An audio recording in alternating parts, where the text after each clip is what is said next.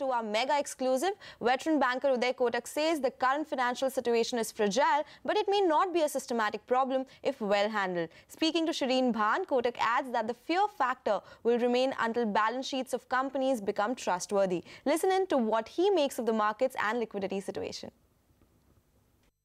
One of the issues which came out in IL&FS and may be concerning markets post IL&FS is what I call as interconnected exposures.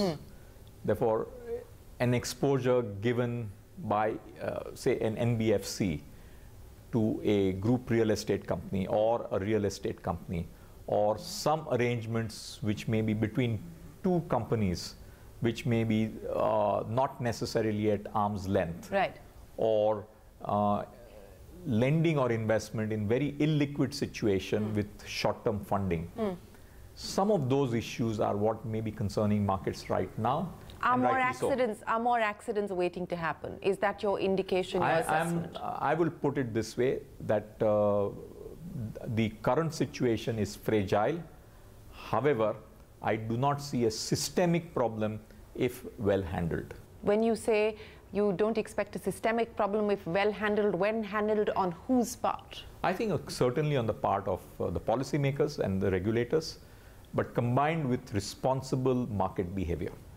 But what can the policymakers and the regulator do in this environment? No, I think there are different ways of handling this. Number one, I do believe that with, for example, the inflation levels, CPI inflation levels yesterday, there is room for more reduction in short-term rates. That can certainly help the system.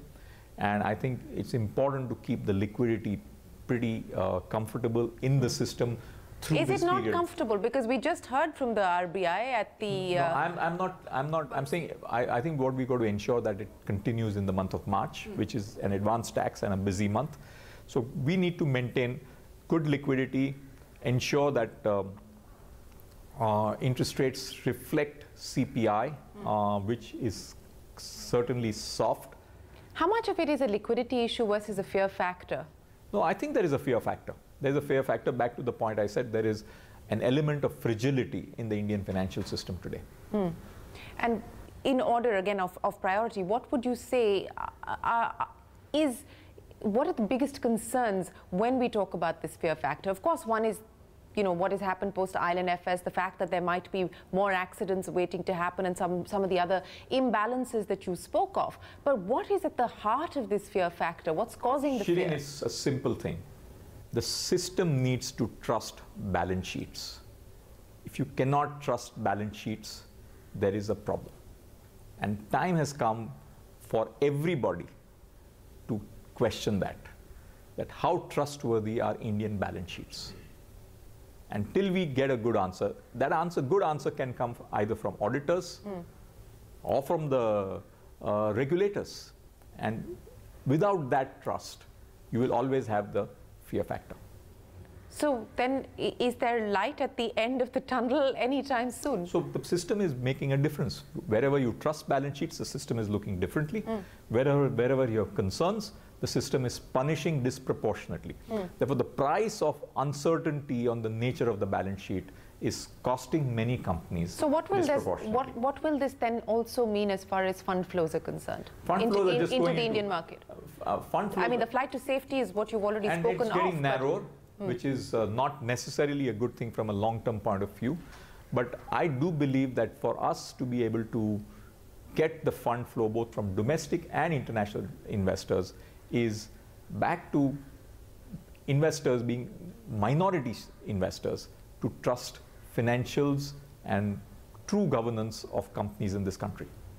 You know, I want to address the NBFC issue systemically because there has been talk on a possibility of a review as far as the norms governing NBFCs are concerned.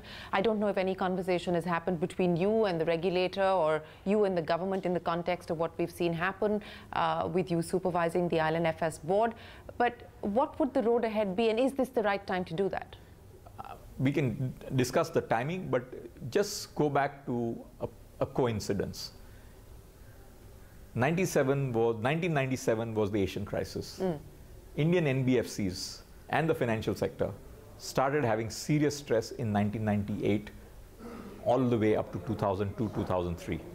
Similarly, we had the global financial crisis in 2008, and you saw the stress in the Indian system out of that in 2008.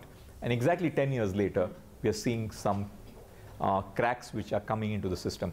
So this is a 10-year syndrome, and we need to constantly move ahead, take corrective measures, because the system tends to get excesses, and that's what is happening. So 1998, 2008, 2018, 19.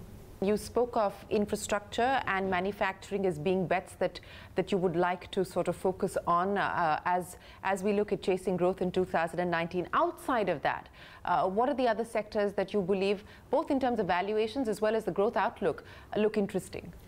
I think financial sector, as I mentioned, since it is in a fragile zone, would see significant consolidation.